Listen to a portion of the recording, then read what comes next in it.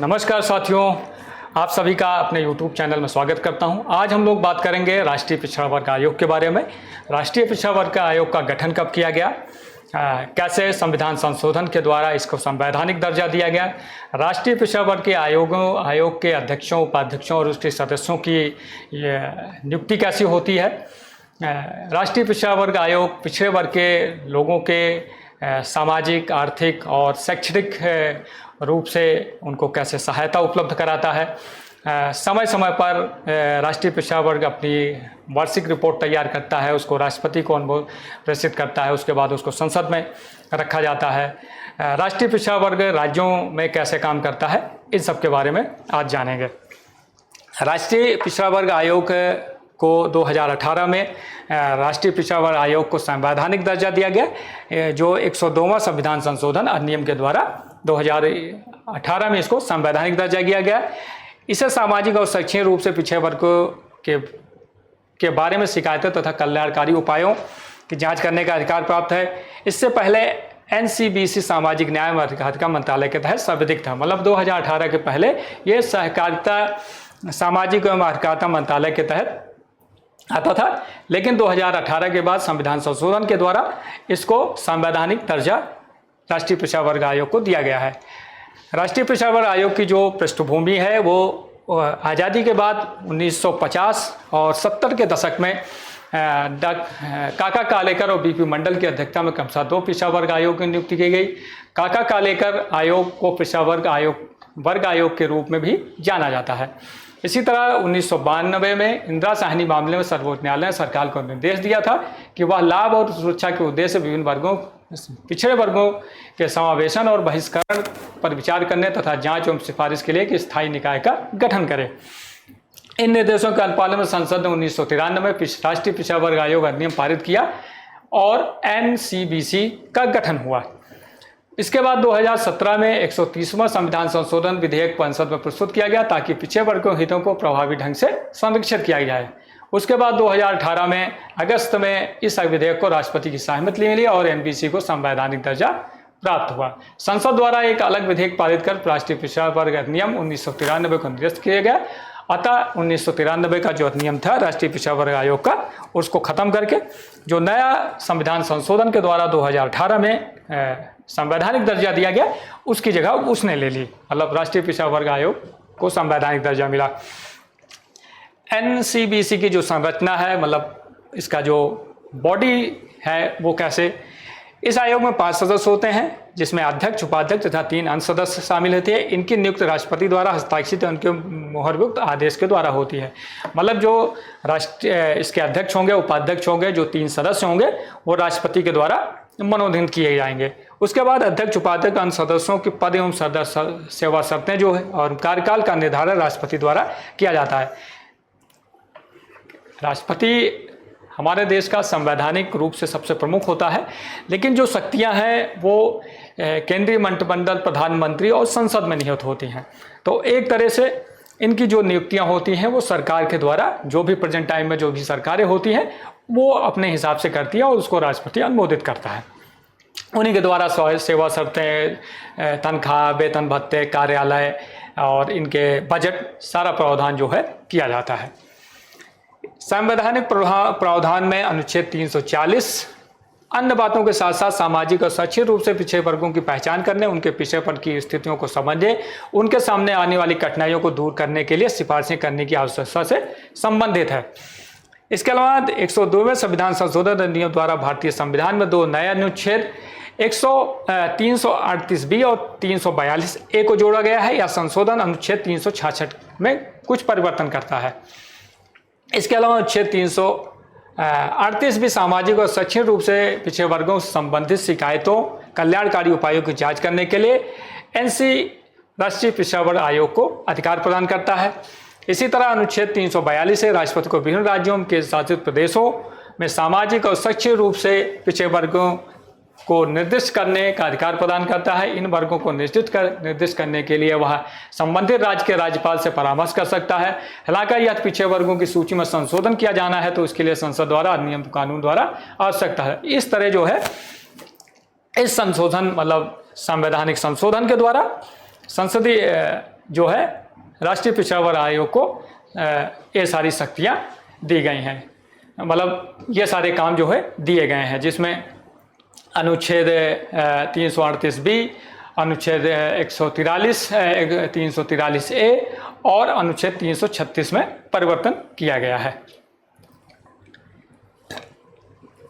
राष्ट्रीय पिछड़ा वर्ग आयोग की जो शक्तियां हैं और कार्य हैं, इसमें पहला जो है उसमें सामाजिक और शैक्षणिक रूप से पिछड़े वर्गों को संविधान या किसी अन्य कानून के तहत प्रदत्त संरक्षण उपायों का क्रियान्वयन करना, क्रियान्वयन का मूल्यांकन करने और संबंधित सभी मामलों की जांच और निगरानी करना। दूसरा है सामाजिक और शैक्षणिक रूप से पिछड़े वर्गों के सामाजिक आर्थिक विकास में भाग लेता है तथा सलाह देता है और संघ तथा किसी भी राज्य के अंतर्गत उनके खिलाफ विकास के प्रगति का मूल्यांकन करता है। तीसरा है आयोग सुरक्षा उपायों में कार्यान्वयन पर अपनी वार्षिक रिपोर्ट राष्ट्रपति को प्रस्तुत करता है। इसके अलावा आयोग जब भी उचित समझे अपनी रिपोर्ट राष्ट्रपति को प्रस्तुत कर सकता है। राष्ट्रपति द्वारा संसद के प्रत्येक सदन में समझ या रिपोर्ट प्रस्तुत की जा सकती है, या कभी राष्ट्रपति या सरकार को लगता है कि पिछड़े वर्गों से संबंधित कोई जानकारी या कोई सर्वे या कोई रिपोर्ट तैयार करवानी है तो वो राष्ट्रीय पिछड़ा वर्ग आयोग से करवा सकता है। इसी तरह इस तरह की कोई भी रिपोर्ट या उसका कोई हिस्सा जो किसी भी राज्य सरकार से संबंध हो, उसकी एक प्रति राज्य सरकार को भी भेजी जाती है। मतलब अगर कोई रिपोर्ट तैयार हो रही है और किसी राज्य के से संबंधित है तो उसकी जो प्रति होगी वो राज्य सरकार को भी प्रेषित की जाएगी। इसके अलावा NCBC सामाजिक और शैक्षणिक रूप से पिछड़े वर्गों के संरक्षण, कल्याण, विकास, उन्नति से संबंध में अन्य कार्यों का निर्वहन करता है, जिसे संसद द्वारा बनाए गए कानून के प्रावधानों के अधीन राष्ट्रपति द्वारा विशेष रूप से उल्लिखित किया गया हो। किसी भी मामले के सुनवाई के दौरान इसे दीवानी न्यायालय के समान शक्तियां अपराध है। मगर अगर कोई पिछड़े वर्ग से संबंधित कोई मामला आता है राष्ट्रीय पिछड़ा वर्ग आयोग में, तो इसका जो अधिकार होगा या जो शक्तियां होंगी वो दीवानी न्यायालय के बराबर होंगी। नया आयोग और पुराने आयोग के स्वरूप में क्या परिवर्तन है? पहले नए अधिनियम में यह स्वीकार किया गया है कि पिछड़े वर्गों को आरक्षण के अलावा विकास की भी आवश्यकता है। दूसरा है अधिनियम में सामाजिक और शैक्षणिक रूप से पिछड़े वर्ग को socially and educationally all backward class SEDBCS के विकास और विकास प्रक्रिया में नए NBC की भूमिका से संबंधित प्रावधान किए गए हैं। नए पिछड़ा वर्ग आयोग को पिछड़े वर्गों की शिकायतों के निवारण का अतिरिक्त कार्य सौंपा गया है। मतलब कोई भी पिछड़ा वर्ग से संबंधित आदमी जो है पिछड़े वर्ग आयोग में कोई भी शिकायत राज्य सरकार की या उसके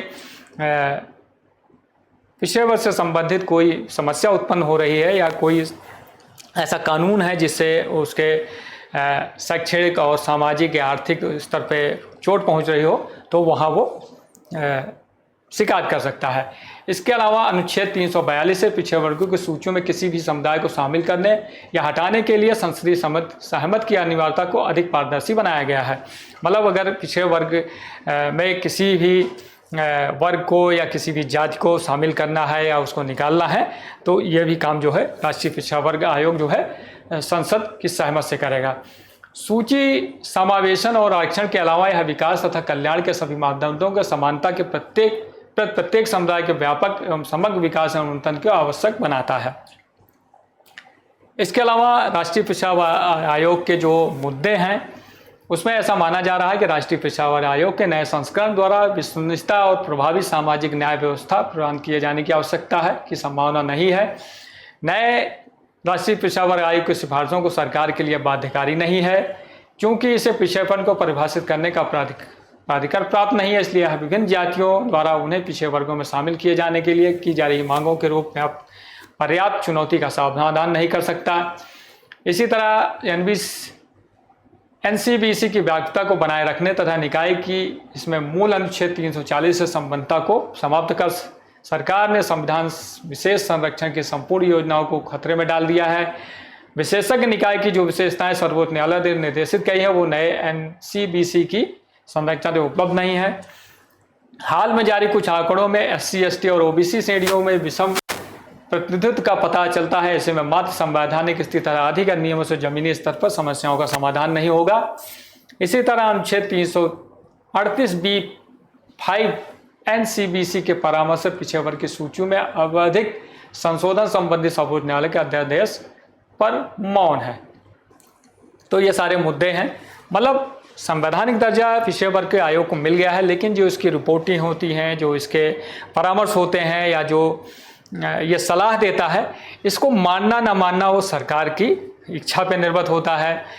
किस जाति को पिछड़े वर्ग में शामिल करना है, किसको पिछड़े वर्ग से निकालना है, इसमें भी संसद की सहमति होनी आवश्यक है। तो ये सारी समस्याएं हैं। इसके अलावा इसमें पारदर्शिता लाते हैं और क्या नाम है, इसमें और प्रभावी पिछड़ा वर्ग आयोग कैसे और प्रभावी रूप से काम करे, इसमें सुझाव हैं। जैसे इस संरचना में एक विशेषज्ञ निकाय की यह सुविधा प्रदर्शित होनी चाहिए कि सर्वोच्च न्यायालय द्वारा अनिवार्य की गई, जो सर्वोच्च न्यायालय ने जो टाइमलाइन या रेखा खींच रखी है किसी भी मामले को लेकर, वो सही से प्रदर्शित हो। उसके अलावा सरकार द्वारा जातिगत जनगणना के निष्कर्षों और आयोग की सिफारिशों संबंधी जानकारी सार्वजनिक डोमेन पर उपलब्ध कराई जानी चाहिए। मतलब सरकार के द्वारा जो जातिगत जनगणना कराई जा रही है या करवाई जाएगी, या सरकार के पास जो डेटा है, उसके अलावा राष्ट्रीय पिछड़ा वर्ग आयोग जो रिपोर्टें प्रस्तुत करती है उसके अंदर क्या समानता है और क्या चुनौतियां हैं, क्या मुद्दे हैं, उसके हिसाब से कार्रवाई हो। मतलब उसको सार्वजनिक डोमेन में लाया जाए ताकि लोगों को पता लगे कि सरकार और कैसे काम कर रही है पिछड़े वर्ग के लोगों के लिए। इसके अलावा आयोग की संरचना में लैंगिक संवेदनशीलता और हितधारकों के प्रतिनिधित्व को दर्शाया जाते हैं। मतलब आयोग की जो संरचना, जो अध्यक्ष हैं, उपाध्यक्ष हैं या सदस्य हैं, इसमें महिलाओं की भागीदारी होनी चाहिए, लैंगिक समानता हो, महिला पुरुष की भागीदारी हो समान रूप से, और जो पिछड़े वर्ग के लोग हैं उनका प्रतिनिधित्व हो उसमें। ऐसा नहीं कि बड़े बड़े ब्यूरोक्रेट्स हैं और उसमें विशेषज्ञ लोगों को सम्मिलित किया जाए, जो निचले तबके के लोग हैं, जो ज़मीनी स्तर पर काम कर रहे हैं, उनको उसमें जगह नहीं मिले, तो इसका भी ध्यान रखा जाए। उसके अलावा वोट बैंक की राजनीति के स्थान पर मूल आधारित राजनीति के मार्ग का अनुसरण किया जाना चाहिए ताकि आरक्षण का लाभ केवल सामाजिक वर्ग के पिछड़े वर्गों को ही मिल सके। मतलब आज के समय में ओबीसी जातियों को लेकर, पिछड़े वर्ग के लोग के लेकर सभी पार्टियां मारकाट मचाए हुए हैं, किसी तरह उनको अपने पाले में लाया जाए। लेकिन राष्ट्रीय पिछड़ा वर्ग आयोग का जो गठन किया गया है उसमें राजनीति की जगह नहीं है। ये इसलिए किया गया है ताकि पिछड़े वर्ग के लोगों के जो शैक्षिक, उनको सही से शिक्षा मिले, शैक्षिक रूप से वो उन्नति करें। दूसरा, उनका सामाजिक स्तर उतरे, नौकरियों में उनको आरक्षण मिले, नौकरियों में उनको प्रायोरिटी मिले, और उनका शैक्षिक, आर्थिक और सामाजिक स्तर उनका कैसे ऊपर उठाया, कैसे उनको मुख्यधारा विकास के मार्ग पे कैसे लाया जाए और उनका जीवन स्तर कैसे उठे, वो कैसे समाज में बराबरी पे आ जाएं, रहें, इस पर ज़्यादा ध्यान केंद्रित करने की आवश्यकता है। तो आज हम लोगों ने राष्ट्रीय पिछड़ा वर्ग आयोग NCBC के बारे में जाना कि राष्ट्रीय पिछड़ा वर्ग आयोग का गठन कैसे 2018 में संविधान संशोधन के द्वारा किया गया और इसके सदस्यों की नियुक्ति कैसे होती है राष्ट्रपति के द्वारा, और इनको कैसे काम करता है, कैसे रिपोर्टें तैयार करता है। राष्ट्रीय पिछड़ा वर्ग आयोग का जो गठन हुआ है सरकार की एक सही मंशा के द्वारा किया गया ये काम है, लेकिन इस पे जो है इसमें लोगों का सही से प्रतिनिधित्व हो, पिछड़े वर्ग के लोगों का, लैंगिक समानता, महिलाओं की इसमें भागीदारी सुनिश्चित हो। उसके अलावा इसके जो रिपोर्टें ये प्रस्तुत करता है या जातीय जनगणना के द्वारा जो डेटा आता है, इसको समाहित करके उस समाज के लिए कैसे उनको शैक्षिक रूप से, सामाजिक रूप से, आर्थिक रूप से उनकी उन्नति हो, वो सामाजिक समाज में कैसे वो उन्नति करें, कैसे विकास की धारा में शामिल हो, इस पर ध्यान देने की आवश्यकता है। तो आज के लिए इतना ही। ये मेरा यूट्यूब चैनल है, आप लोग इसको ज़्यादा से ज़्यादा लाइक करें, सब्सक्राइब करें, शेयर करें। अन्य किसी मुद्दे पर फिर अगले वीडियो में आपसे बात होगी। तो आज के लिए इतना ही। धन्यवाद। जय हिंद।